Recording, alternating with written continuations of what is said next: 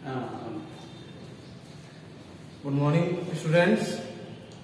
उच्च विद्यालय घोषित की ओर से आप सभी का स्वागत है। आज मैं क्लास 9 का मैथमेटिक्स में चैप्टर 2 बहुपद चैप्टर पढ़ाऊंगा। तो सबसे पहले बहुपद को जानने से पहले कुछ मुख्य कथनों के बारे में जानेंगे हम लोग। जैसे टर्म, पद। टर्म किसे कहते हैं? तो चर और अचर के संग्रह को पद कहते हैं। अब यहां आ गई बात चर और अचर। चर जिसको वेरिएबल कहते हैं वो ज्यादातर हम लोग जो है एक्स वाई जेड या अल्फाबेटिकल जो होते हैं उसको हम लोग कहते हैं। और दूसरा जो है अचर विच इज काउंटेबल, जो गणनीय, जैसे 1 2 3 4 5 6 एक्सेट्रा, ये सभी को हम लोग अचर कहते हैं। तो चर और अचर के संग्रह को पद कहते हैं। मतलब दोनों को जब हम लोग मिला दें तो हम लोग उसे पद कहेंगे। जैसे यहाँ चर और अचर है, दोनों के मिलने से एक पद का निर्माण हुआ। दैट मीन्स 2x पद है, 3y भी पद है। ठीक है। उसी प्रकार से बहुपद, बहुपद जो है वह पदों के संग्रह को हम लोग बहुपद कहते हैं। जिसे भी हम लोग यहाँ एक पद लिए 2x और 3y, ये सभी क्या है? टर्म। तो उसमें दो या दो से अधिक पदों को अगर हम लोग टर्म को जब उसमें मिलाएंगे, संग्रह होगा, तो उसे हम लोग बहुपद कहते हैं। इसको हम लोग इंग्लिश में कह सकते हैं कि द कलेक्शन ऑफ 2 और more than 2 terms is called polynomial. उसका एग्जांपल है 2x प्लस 3 या फिर 3y प्लस 5 एक्सेट्रा हम लोग ले सकते हैं। मतलब इसमें पदों का संग्रह को हम लोग बहुपद कहते हैं। अब हम लोग आते हैं बहुपद के प्रकार। ये सभी जो है प्रकार, बहुपद को पदों के अनुसार से उसको क्लासिफाई किया गया है और घात के भी अनुसार से उसको हम लोग क्लासिफाई किए हुए हैं उसके टाइप से।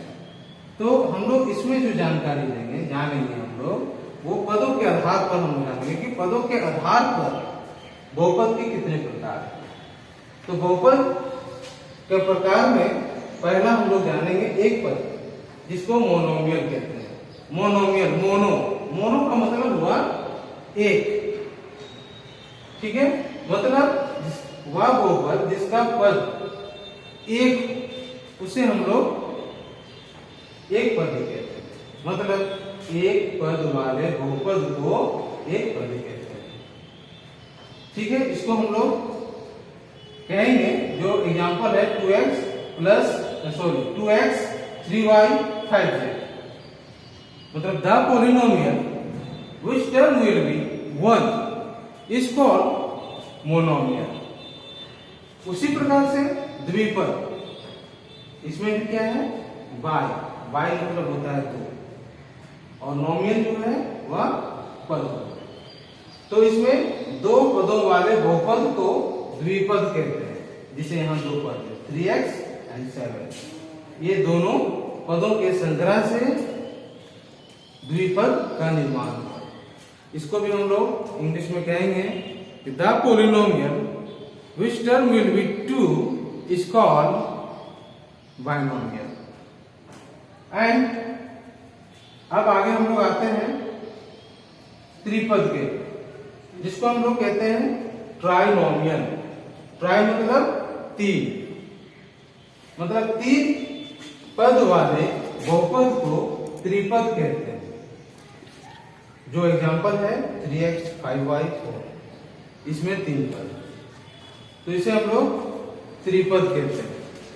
The polynomial which term will be 3 is called trinomial. ठीक है। तो इस प्रकार से इसका मुख्य इसको हम लोग इंडेक्स कहेंगे या फिर भूमिका कहेंगे। अब आगे हम लोग इसके बारे में विस्तृत जानकारी लेंगे जो एक्सरसाइज 2.1 में है। ठीक है,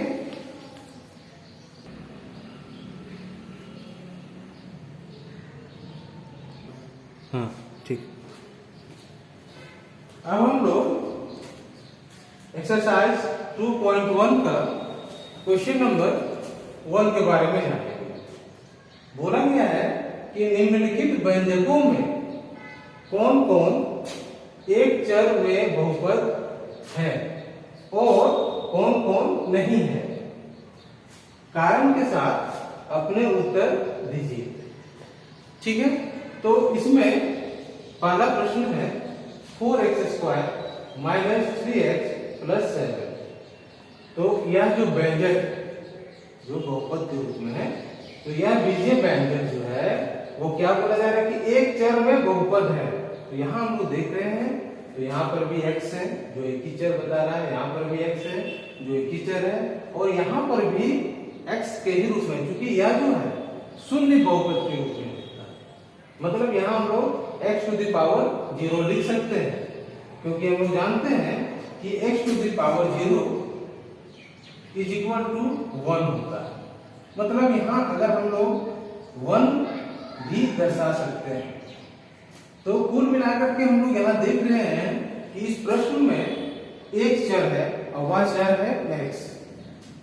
तो हम लोग लिखेंगे यहाँ कि दिए गए व्यंजक में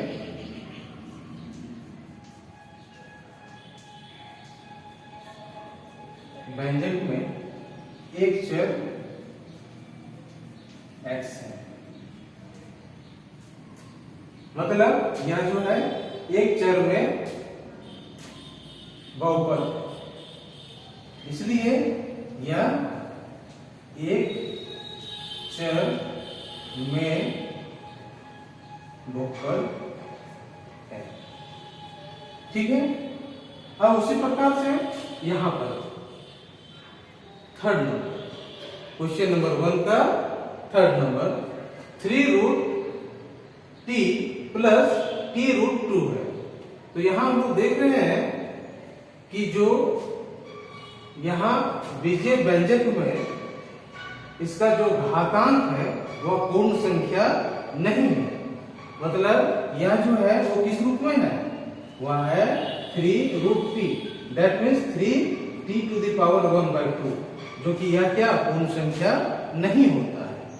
तो हम लोग क्या लिखेंगे, यह बहुपद नहीं है। ठीक है, यह बहुपद नहीं है।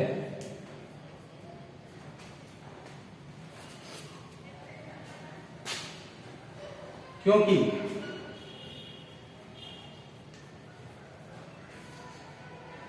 चर का घातांक पूर्ण संख्या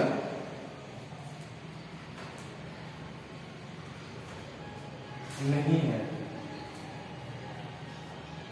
ठीक है, अब उसी प्रकार से अगला प्रश्न में आते हैं 5 नंबर 1 का 5।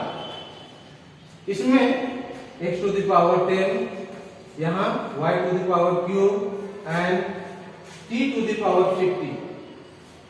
यहाँ पर जो है सभी घातांक पूर्ण संख्या के रूप में है, और यह जो चर है वो अलग अलग प्रकार का है। मतलब यहाँ x है, यहाँ y है और यहाँ t है।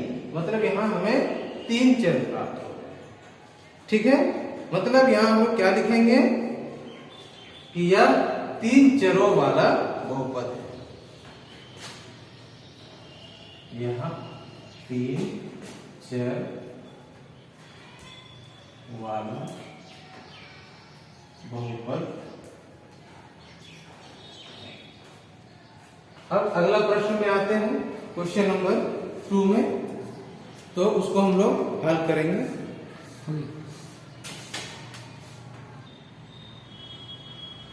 अब हम लोग प्रश्न संख्या 2 में आएंगे और जानेंगे इसके बारे में।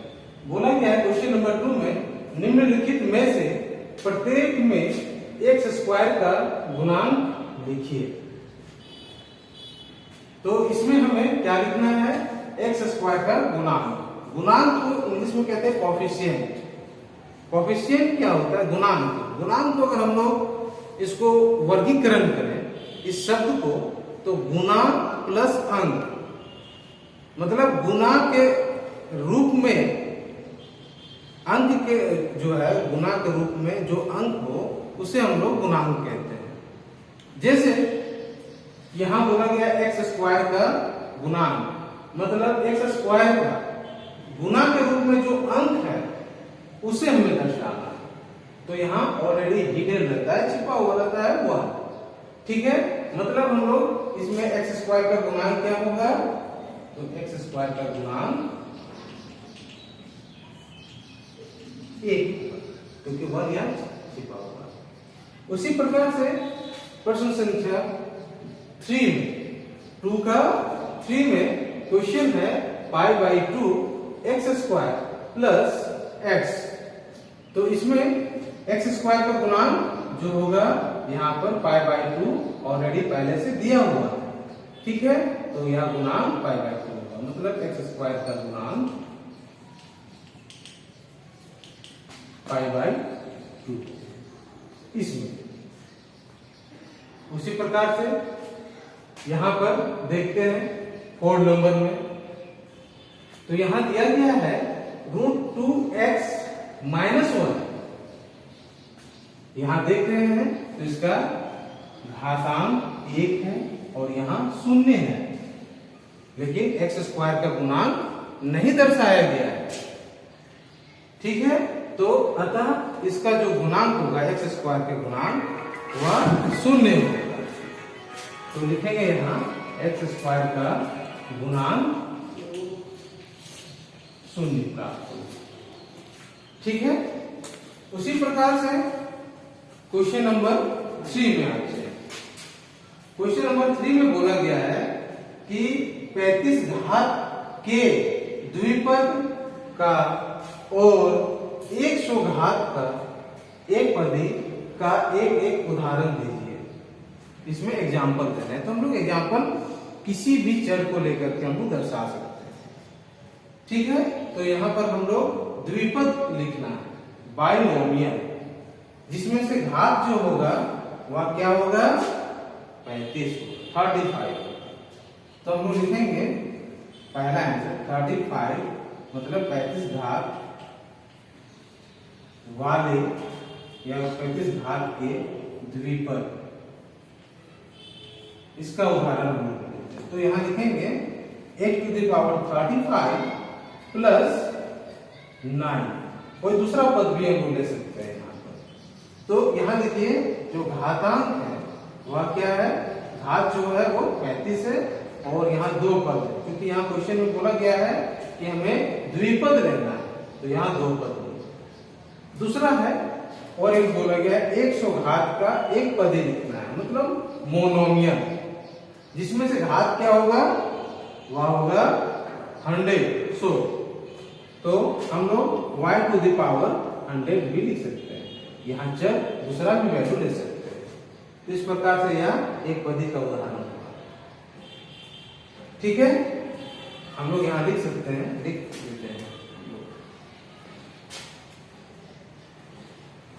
100 घात के एक पदी y⁴, ठीक है। अब हम लोग आगे बढ़ते हैं क्वेश्चन नंबर 4 में। बोला गया है निम्नलिखित बहुपदों में से प्रत्येक बहुपद की घात लिखिए। इसमें हमें ज्ञात करना है घात, डिग्री। तो इसके बाद थोड़ा सा हम लोग संक्षिप्त रूप में जान लेते हैं कि डिग्री हमें ज्ञात करना है, मतलब घात ज्ञात करना है। तो घात और घातांक दोनों क्या है?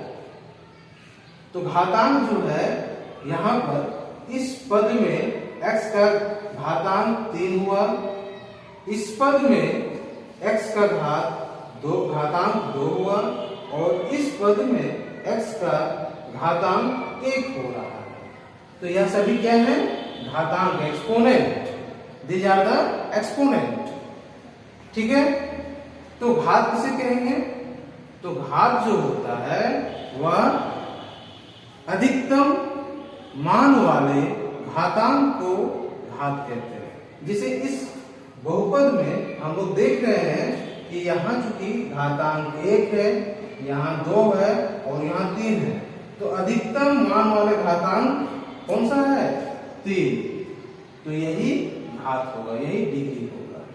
तो हम लोग इसमें घात जो हमें प्राप्त होगी वह क्या होगा? घात 3। ठीक है, उसी प्रकार से इस प्रश्न में भी आते हैं। इस प्रश्न में भी यहाँ पर जो है यह 4 है, मतलब यहाँ घातांक जो होगा वह क्या होगा? x टू द पावर 0 अगर लेंगे तो यहाँ घातांक 0 है और इसमें घातांक 2 है। तो अधिकतम घातांक का मान क्या है? 2 है। अतः इसमें, इस बहुपद में घात क्या होगा? 2 होगा। ठीक है, तो इस प्रकार से हम लोग, और भी प्रश्न है, इसी प्रश्न में मैं मुख्य प्रश्नों को हल किया और बताया। अब इससे संबंधित अन्य क्वेश्चन और भी हैं, तो उसे आप लोग बनाएंगे। यदि किसी तरह की कोई समस्या या कोई प्रॉब्लम क्रिएट हो तो आप इसमें व्हाट्सएप करके बोल सकते हैं। धन्यवाद।